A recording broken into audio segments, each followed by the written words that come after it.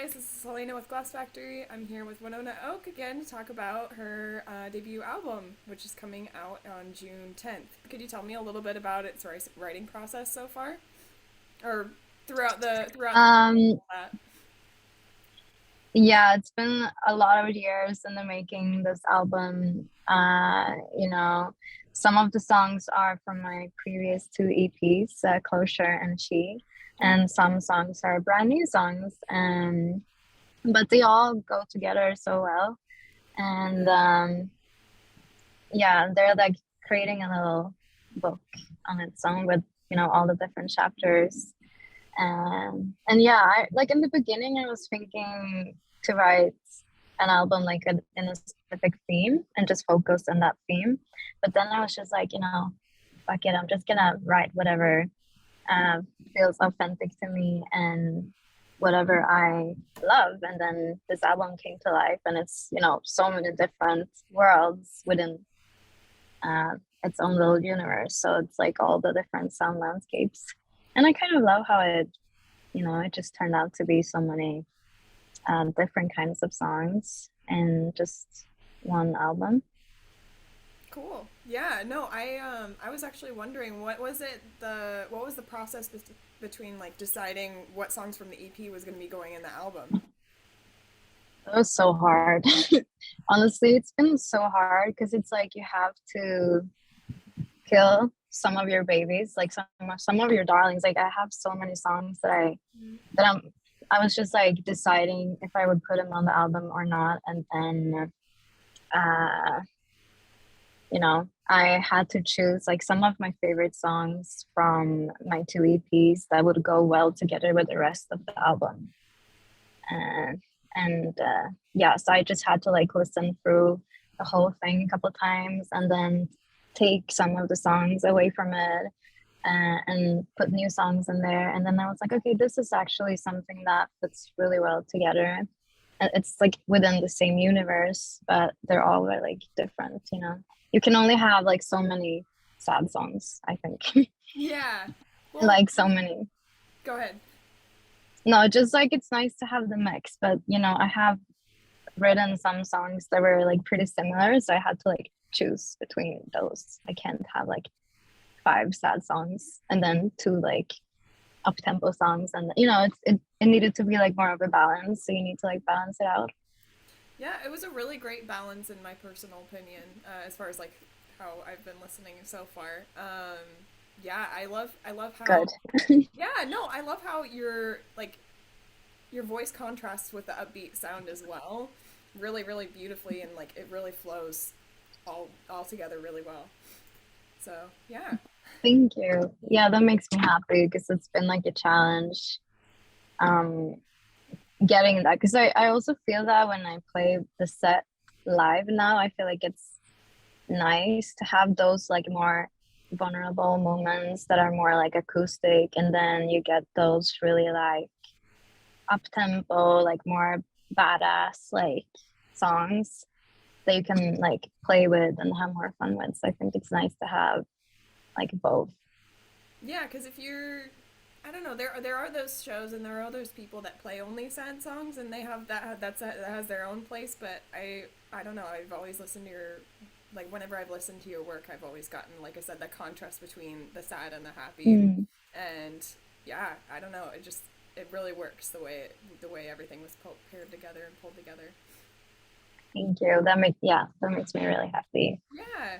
Well, so you chose the title of the album to be Island of the Sun, and it's a little bit about your hometown of Sweden. Could you tell me a little bit about why you chose that as the title track for your album? Well, I wanted to dedicate something to my hometown because I feel like it's such a unique place. And that's also the place that shaped me in a lot of ways growing up. I love my little island and I love um, what it's given to me, like all the magical moments, just being alone in the nature and all the animals that I grew up with. And, it just gave me such a like inner peace. So I really wanted to like name the album after the place where I grew up, because then you get to really like enter my universe, Hmm. and you really get to like see where it all started. And I think that when you're listening to my songs, you will also get to know me in a way. And yeah, I just feel like it was nice because I also like just love having like a place, because then you can imagine like the place and like your own island of the sun while listening to the album, and like all your own little like different islands even, Yeah. and Yeah. memories, and you know. So, what would you say So the overlying theme would be from the album? I know you talked a little bit about how you tried to do an actual full concept, but that just you just went with something else. yeah, for me it was important to have like both like really vulnerable and, you know, heartbreak songs, Mm. because you know I always write about my feelings, and whenever I'm going through something I just put it in my songs. But I also wanted to write about my experience as a woman in the industry, like in a very like male dominated industry, Mm. and that's how like NDA came to life.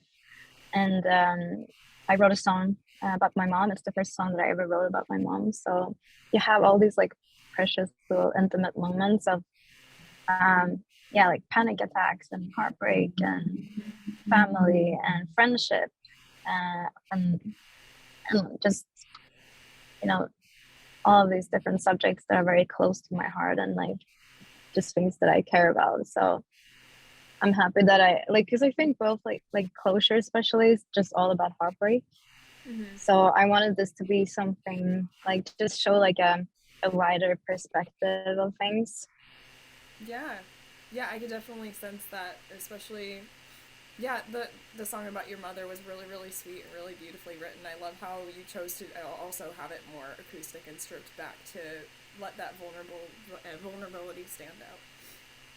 So it's Yeah, really well done.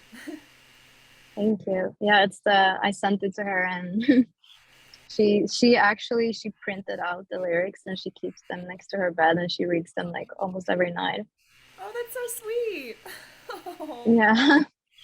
oh. Yeah, she is the sweetest. So Yeah. Well, what was your favorite song to write on the album?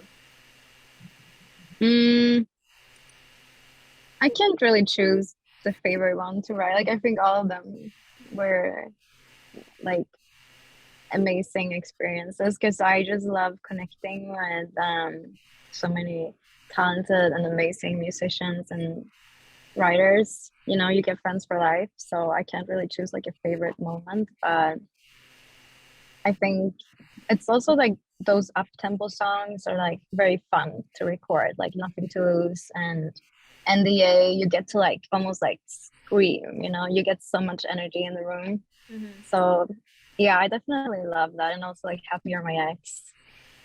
Um, just those like just dancing, recording vocals at the same time. I really do love that. So That's cool. Well, what was it like being able to be back in the studio? I know you wrote some of your songs over Zoom. I feel like I wrote like one song over Zoom, and then I just been doing everything else in person, which I love. And I love being back in the studio and like meeting actual people and like connecting with Yeah, humans, you know? yeah, that must have been super So nice. Yeah, yeah, it's totally different. Like I really, really love like seeing people and like actually being able to like connect with them on a different level.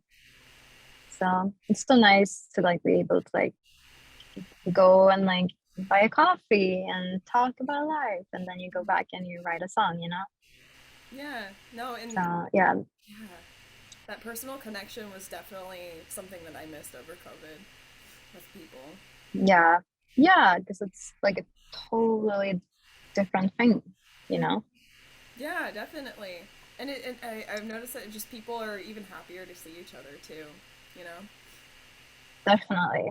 Yeah, it's crazy. Like when I went to like a concert a couple weeks ago, Mm-hmm. and people were wild, like people were, you know, going for it. So it's gonna be one of those like times now when people are just, you know, finally being able to, it's like cows that are let free, you know, on the field in the summer. Yeah. just running around. Yeah, that's a really really interesting comparison. Yeah, or just any animal, and Yeah. like just running around. Mhm. Yeah, no, like as soon as they're let out, they're feeling free and they're just running around like Yeah. crazy.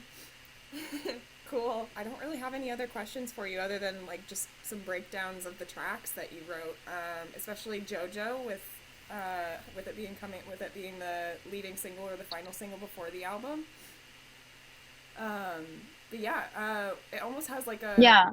cliffhanger ending to it, especially since it's the last track of the album. What was your reason for choosing it as the last track of the album?